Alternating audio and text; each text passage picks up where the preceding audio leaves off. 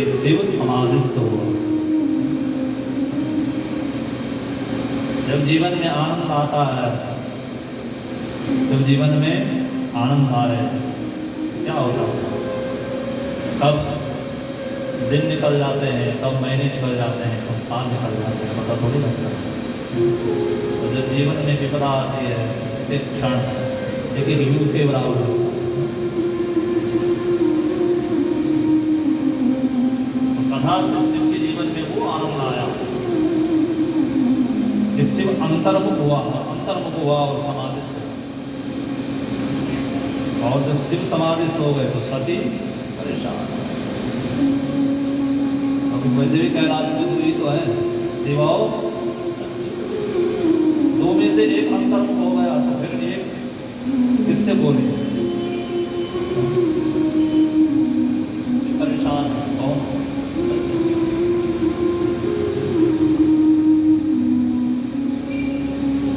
गोस्वामी जी कहते हैं कि शिव जी 1 वर्ष के लिए अंतर्मुख नहीं हुआ, 12 वर्ष के लिए नहीं हुआ।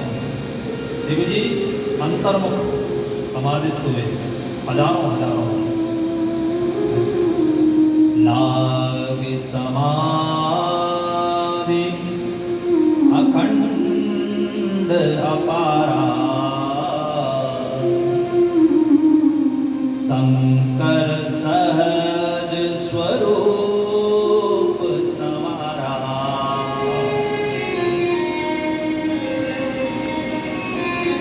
पूरा 1 वर्ष की समाधि नहीं लगी, 87,000 वर्ष शिव समाधिस्थ रहे, अंतर्मुख में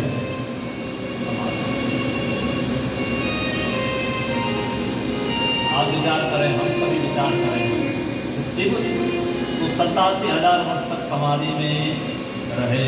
हम तो 1 घंटा भी चुप नहीं बैठ सकते हैं, ऐसा क्यों? यदि हम शिव के भक्त हैं तो हमको भी तो समाधिस्थ हो जाना चाहिए।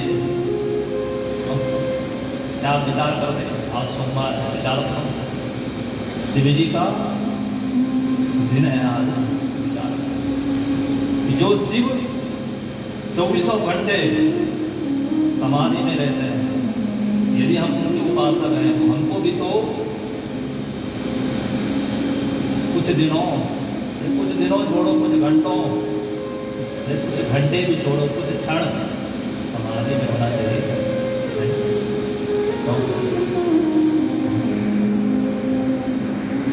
समाधि किसकी लगती है?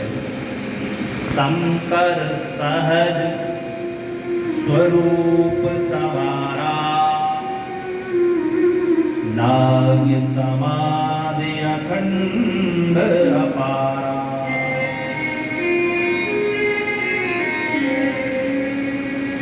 समाधि में वही पहुंच सकता है जो सहज अवस्था में होता है।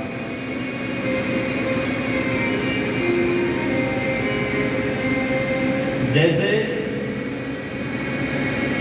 मनुष्य शरीर की सहज अवस्था कौन सी है? वो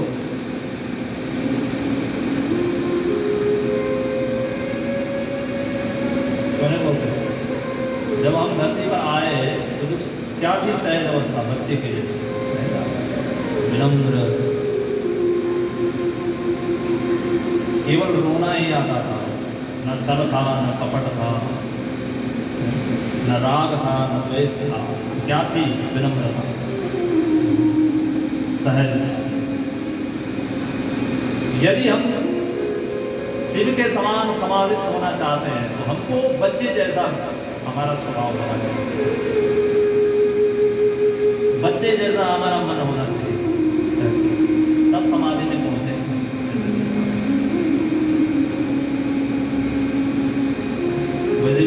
गोस्वामी जी लिखते तो है सरल स्वभाव नमन को तेरा, सरल स्वभाव नमन को तेरा, सरल स्वभाव नमन को तेरा, सरल स्वभाव नमन को तेरा।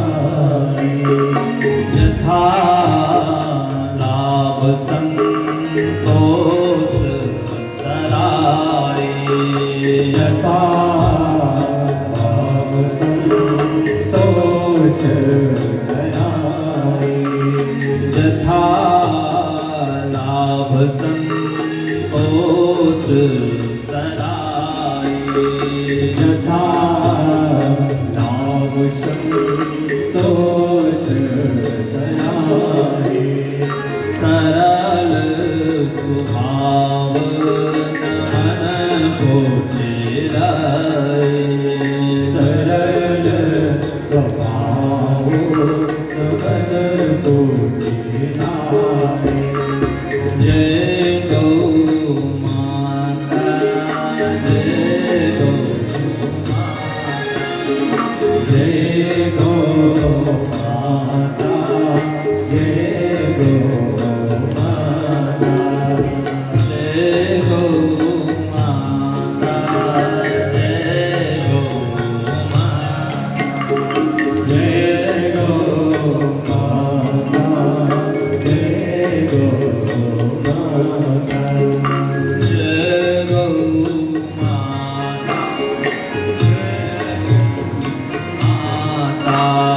जय गौ माता जय गौ माता माँ सरल स्वभाव नमन कुटिलाई यथा लाभ संतोष सदाई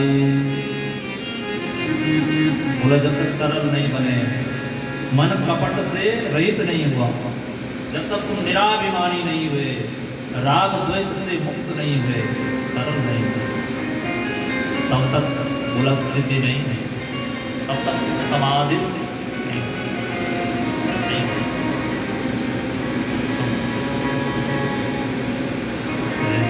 शंकर सहज स्वरूप समारा लागी समाधि अखंड अपारा शिव जी की 87,000 वर्ष तक सिर्फ समाधि में 87,000 वर्ष निकल गए तो शिव जी के मुख से शब्द निकला राम राम राम जब वाणी से शब्द निकला राम राम तो सती समझ गई कि शिव जग गया कि शिव अंतर में जिस मंत्र का जाप कर रहे थे वो शिव के मुख से बाहर निकल गया मतलब शिव जग गया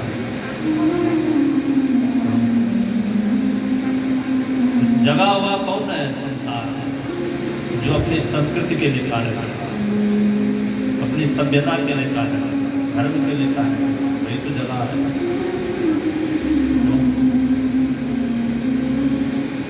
कौन है गीता इसलिए जगह वहां है जो संस्कृति के लिए काम करे धर्म के लिए काम करे गौ के लिए जिए गौ के लिए काम करे वही तो है जगह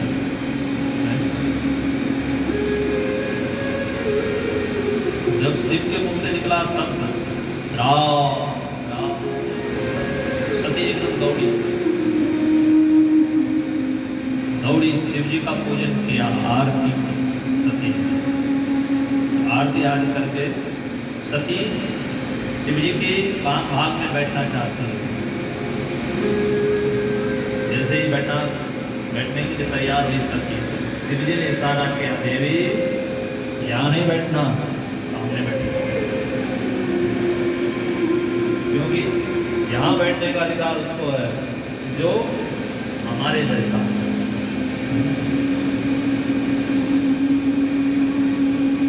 इसलिए देवी अभी तक तुम्हारे अंदर वो योग्यता नहीं आई है कि तुम यहाँ हमारे बगल में बैठ सको लेकिन सती सामने बैठो कथा सुनो जब तुम कथा सुनोगी उस कथा को सुनोगी अपने जीवन में उतारोगी तुम्हारे अंदर भी वही गुण आ जाएंगे जो हमारे अंदर है जब तुम्हारे अंदर वही गुण आ जाएंगे तो हमारे बगल में बैठने की अधिकारी बन जाओगे इसलिए बैठो सामने और कथा को ऐसा कौन बोलेगा जो शिव जी कैलाश में सती को कथा सुना रहे हैं इतने में धरती पर एक घटना घटी सती का जो पिता है दक्ष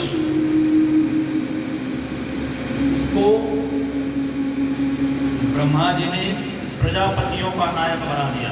किसको? दक्ष। दक्ष को जब प्रजापतियों का नायक ब्रह्मा जी ने बना दिया, तो जब पद मिल गया दक्ष को, प्रतिष्ठा हो गई दक्ष की, संपत्ति बढ़ गई दक्ष की। जब पद मिल जाता है, प्रतिष्ठा हो जाती है, संपत्ति आ जाती है, उसके साथ एक अवगुण भी आता है, अभिमान।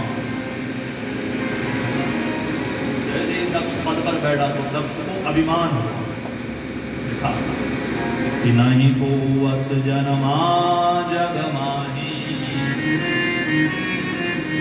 प्रभुता पाई जाय मद नाही।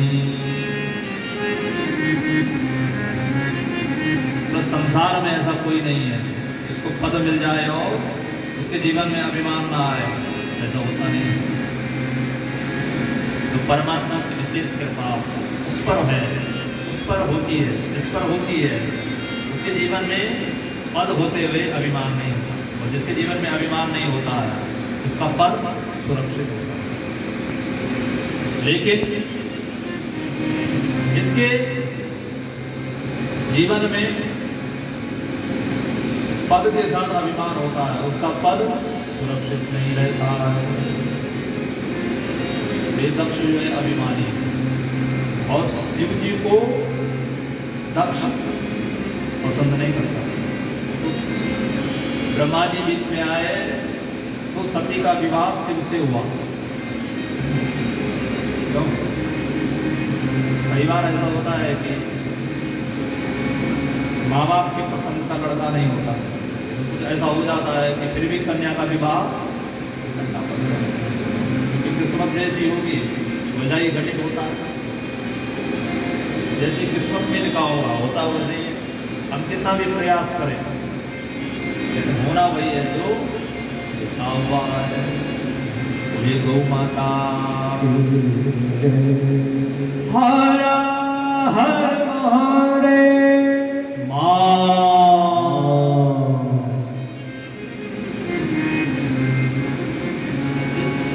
दक्ष शिव से बैर करता है। दक्ष ने आज जो है धरती पर एक यज्ञ की संरचना की, एक यज्ञ का आयोजन किया, और उस यज्ञ में दक्ष ने सबको बुलाया, देवताओं को, गंधर्वों को, ब्रह्मा को, विष्णु को, लेकिन शिव और सती को नहीं बुलाया। देवताओं को जब वो निमंत्रण पत्र दिया है तो उस पर लिखा है, ए भाई जब तुम स्वर्ग से चलो तो कैलाश होते हुए आओ। यद्यपि मैंने शिव और सती को निमंत्रण नहीं दिया है, लेकिन जब तुम्हारे विमान कैलाश के ऊपर से होकर के आएंगे ना, उन्हें पता लगेगा, उन्हें दुख होगा, और मैं यही तो चाहता हूँ कि वो दुखी हो।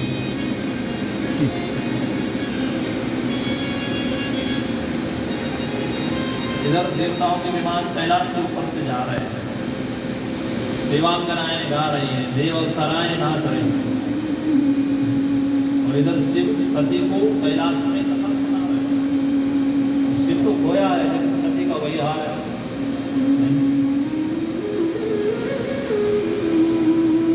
सती कभी इधर देखती है, कभी उधर देखती है, कभी ऊपर देखती है, कभी नीचे देखती है। अचानक सती की दृष्टि आकाश में पड़ी। जैसे ही सती ने ऊपर देखा आकाश में, तो देवताओं के विमान सज सज करके जा रहे हैं, देवांगनाएं गा रही हैं। तो सती ने एकदम शिव को रोका, बोला महाराज रुको रुको। शिव जी ने सती से कहा, देवी कथा को बीच में रुकना ठीक नहीं है, ये तो अपशकुन है, था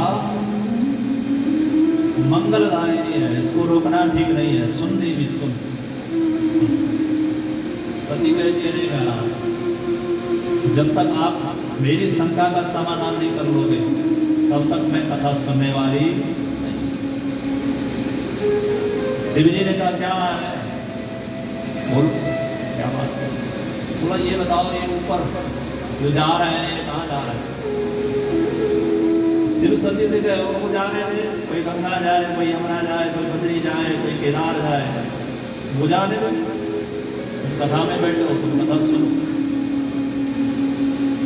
सती कहती है महाराज फिर भी बताओ ना ये कहाँ जा रहे हैं। बोला यज्ञ में जा रहे हैं। सती फिर प्रश्न करे शिव, बोला यज्ञ में जा रहे हैं, यज्ञ कहाँ हो रहा है।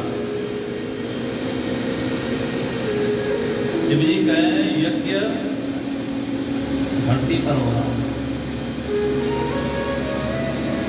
बोला धरती में कहाँ हो रहा है। बोला धरती में हरिद्वार में हो रहा है।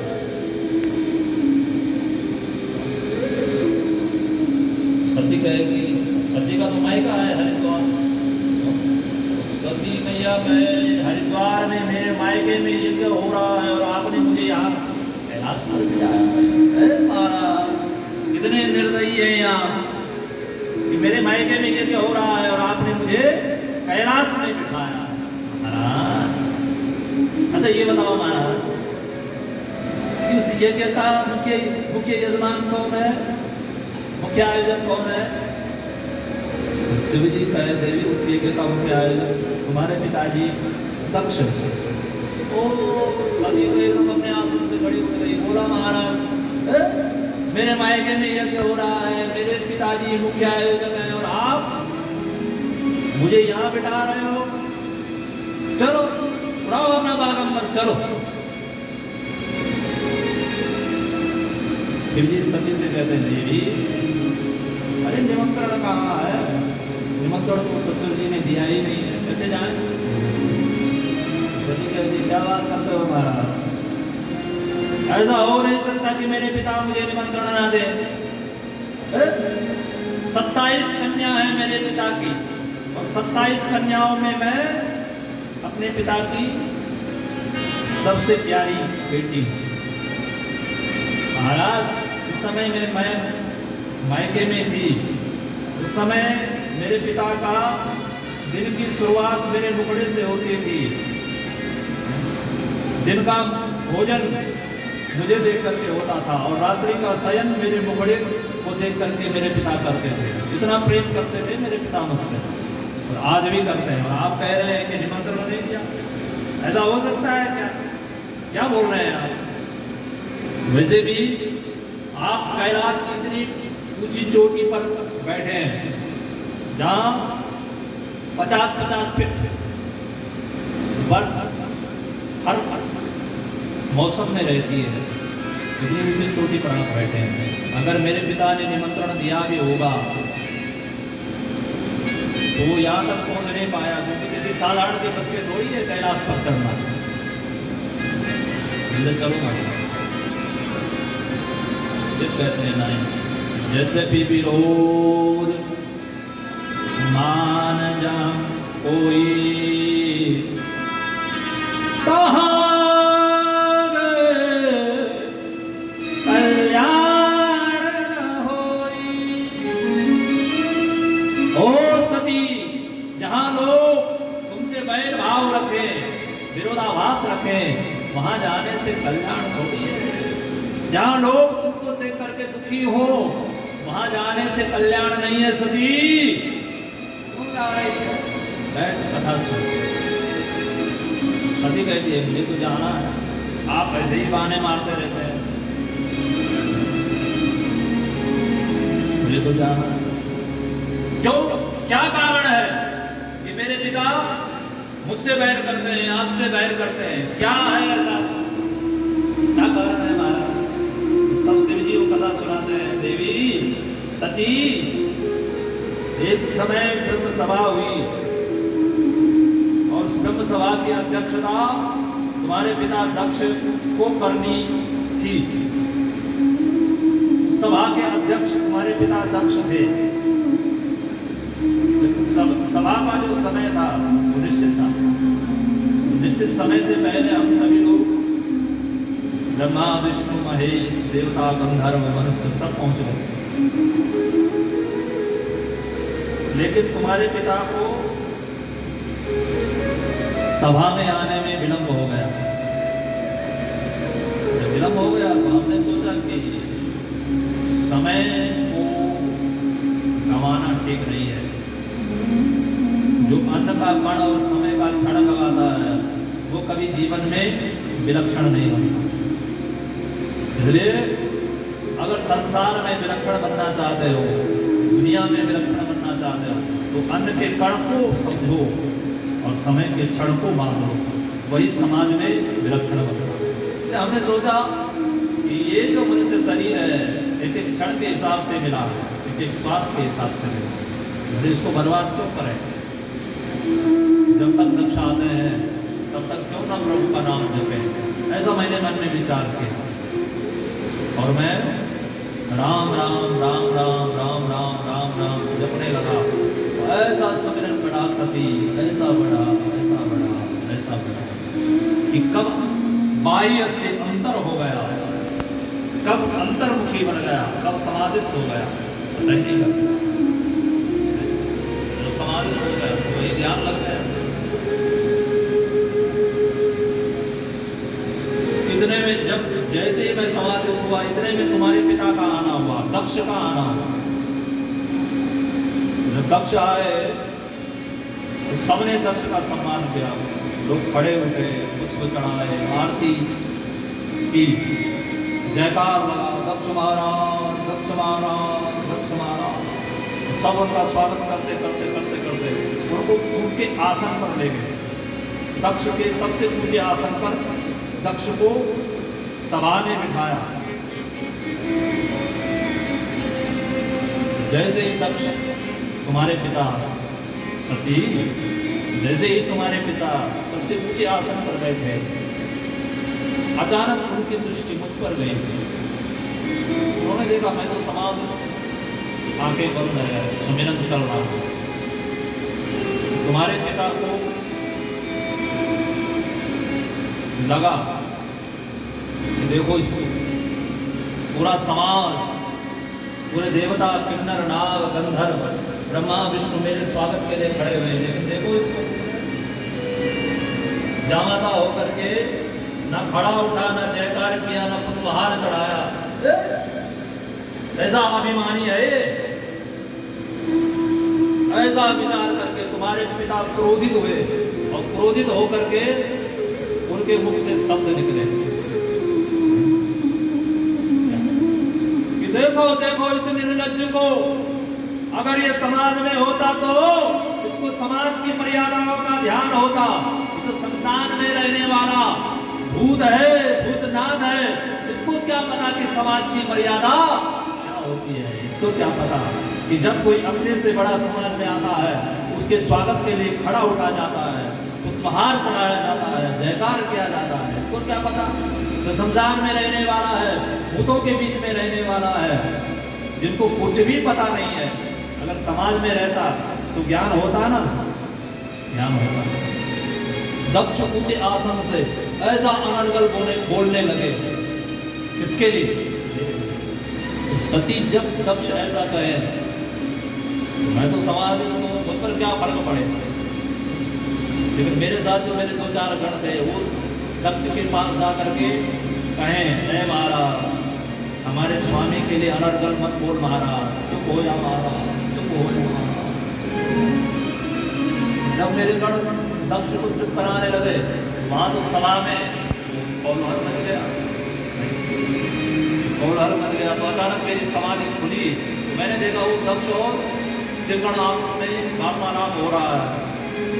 मैं एकदम अपने आसन से उठाओ, चल पड़ा, चल पड़ा। तो वही गांठ हमारे पिता ने